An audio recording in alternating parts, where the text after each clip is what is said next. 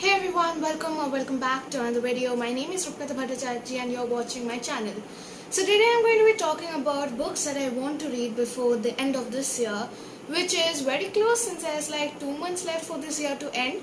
In this video I'll just be going over the books that are on my physical TBR and not my ebook TBR, because if I talk about my ebook TBR, it will take more than an hour to complete one video, and that is because I have, like, my last count was 163 and I have 163 books on my mobile right now, and I think my mobile is crying. Alright, so the first book that I have is The Dread Nation Duology by Justina Ireland. Now, I don't know much about this book except that it's got girls who like to kill people and zombies, and it is set in 1920s, and all of that mixed together, it not only sounds unique but amazing, because I am a huge fan of women who like to kill people. And no, that does not mean that I kill people, but it does mean that I love women who kill people, and I cannot wait to read this one. But also I don't want to read this one yet because I am lazy, and reading ebooks is way easier than reading physical books, and I don't know why that is, but ebooks just have this kind of thing to themselves that makes me want to read them faster than it ever happens in physical books. Now, this one is something that I really want to read. I was hoping to read it this month, but I don't have time to do so. So, next thing that's on my TBR for the end of this year is We Free the Stars, which is the sequel to Hafsa Faisal's Sands of Arabia duology. The first book is We Hunt the Flame, which I finished reading months ago, and I did like the first book, which is why I'm very excited to read the second book.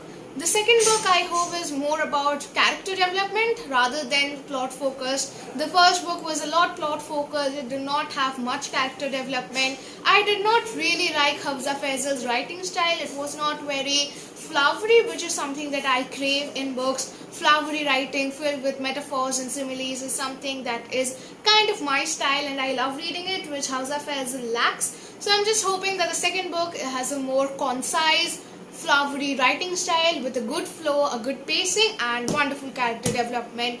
And let's hope that all my expectations are fulfilled. The next book that I have on my TBR is Lord of the Rings.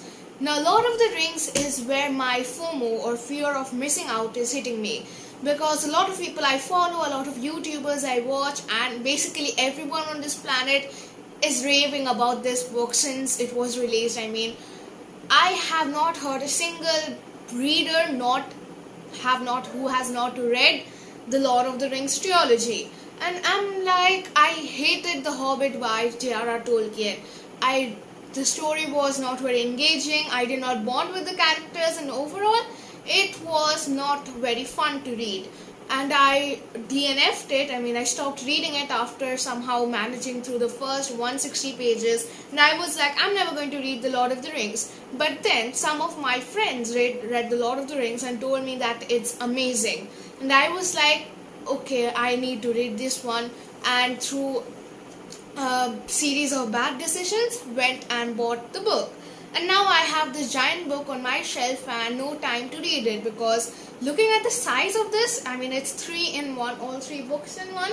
I think I will require at least a month to finish reading this. And there's only 2 months left in this year, so I don't know what's going to happen.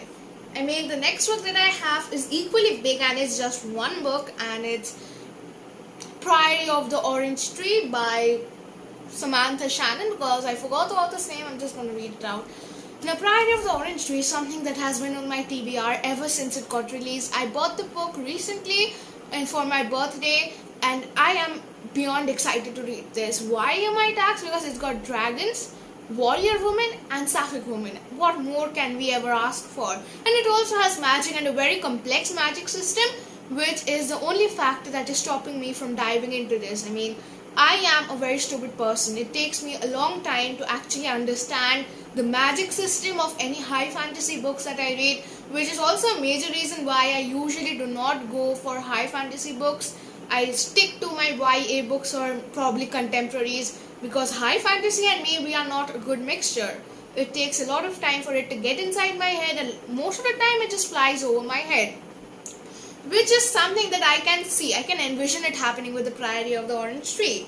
But does that overweigh the wonderful factors that we have, like dragons, sapphic women, and warrior women? No, it does not. And I think I'll read it in December during my winter vacation and probably make it the last book of this year.